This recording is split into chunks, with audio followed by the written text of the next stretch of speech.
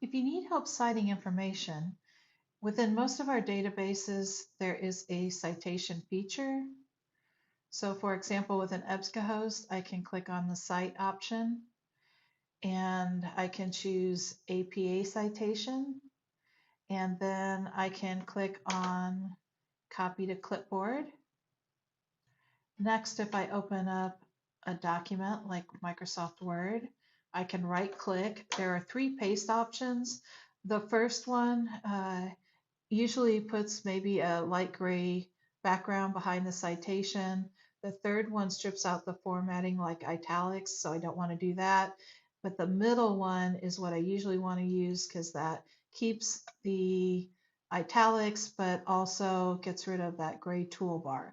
So this would be an example citation. I recommend when you're doing your citations to also look at the library's citation guides. Those can be found on the library homepage. You just scroll down and you click on citation guides, and then you choose the format that you want.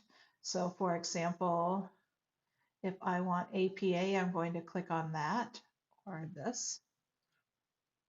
And then you see here a list of types of resources. So on the example that I had earlier, this one was from Time, so that's going to be a magazine. So I'm going to go to our choice here and choose articles. And since it's a magazine, I'm going to click that. And then it asks me, is this online with a digital object identifier, online without one from a database, which is what I'm in, or is this online with a DOI? Online would be like something that I found outside of a subscription database like Google. And so then it wouldn't have a database URL, it would have like a URL from an article that I found in the free web out there, like Google or something like that. For mine, if it has a DOI, it would have been part of that. It would have been included in the citation here. There's no URL, so I am going to choose online without a DOI. And I'll talk a little bit more about DOIs in a minute. So it tells me I need my author, my date with a month and date there, the title of the article, and notice that only the very first letter is capitalized unless it's a proper noun or an acronym. Then my journal title, my volume number, which is also in italics like my journal title, my issue number, and my page numbers. So if I go back to my example here, I will see that EBSCOhost put two periods in there. So it should just be the last name and then the initials. I've got my year here. And you can also, in my example here, it showed that if there's a month or day or something like that included, I should also include that. So this says it's December 26th. So I actually need to go back to my citation here and do December 26th.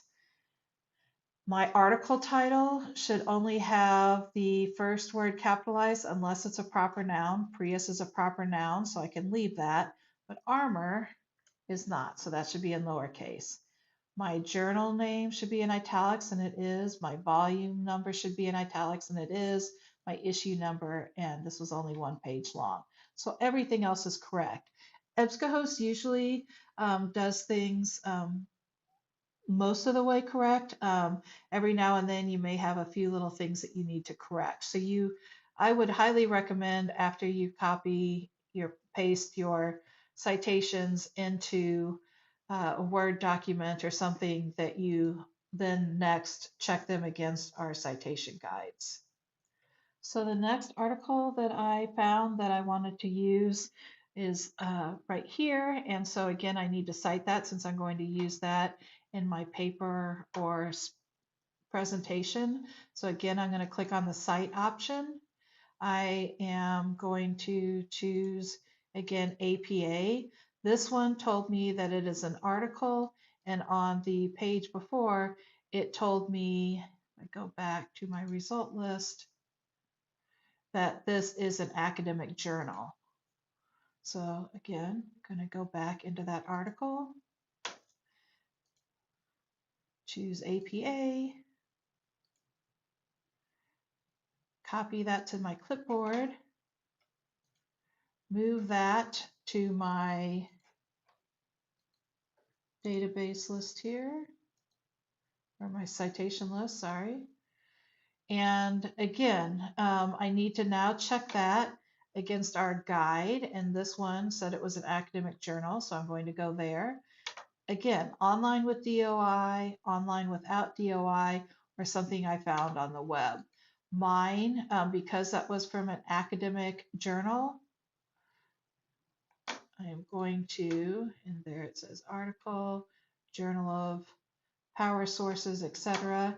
I'm going to look here, and when I pasted that in, this one had a DOI. So that is a URL, and it will have DOI in it if it is something from a subscription database that has a DOI, it will look like that. So that means I need to keep it here online with DOI. It's got an author. This one, you only use the year of publication, even if there was a month and a day, because it's a journal. The title of the article, again, only the first word is capitalized unless it's a proper noun or an acronym.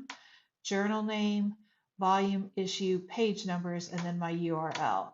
So I go back and look at this. Again, author's last name, initials, author's last name, initials, and I can keep checking that. It's got the ampersand here because I have multiple authors, and you can look down here. There are examples of 2 authors. It did use an ampersand, 21 or more. So there's examples of that on our citation guide. The year, the title of the article there. If there was something in capital letters, like maybe it had the first letter of everything all in caps, under the font choice and word, I can always click on that capital A, lowercase a, and lowercase everything without having to do it letter by letter if I needed to. The journal name is in capital letters. The volume, there is no issue number for this one. So that would, in our citation guides, if something is missing, you just skip it and go to the next part. And then there's my URL. Another trick when you're using Word is if you highlight all of your resources, they need to be alphabetized and double spaced, and they need to have a hanging indent. So if you want those to be double spaced, if you hold down the Control 2, that double spaces them. Control T, like tab, does a hanging indent. And if you do the hanging indent that way, as opposed to using the ruler or hitting returns and putting in spaces, then you can also go to the paragraph area in Word, and there is A to Z, and you just say OK, and it will automatically put those in alphabetical order also. The only thing I would have to do now is to type references at the top and center that, and I would have my references list completed. If you need help figuring out how to cite something, you can also go to our citing guide, and you will see in there an option for Ask a Librarian. Feel free to use the chat option.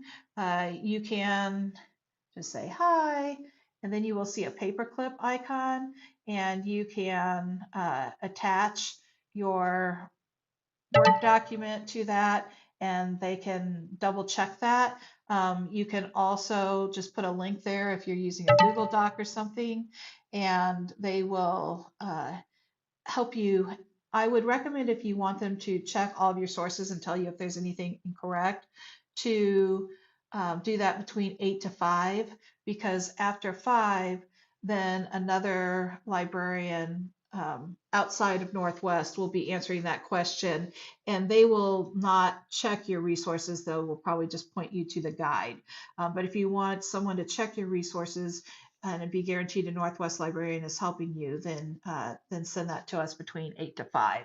You can also just ask any question in there. You could say, here's a title, I'm not sure how to cite this, or here's a URL, how do I cite that, or how do I cite something from TikTok or something like that, and someone can help you with that.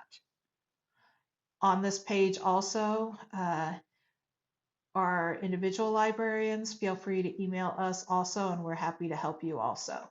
So if you're ever in doubt, don't lose points on those papers or presentations, just ask us and let us help you.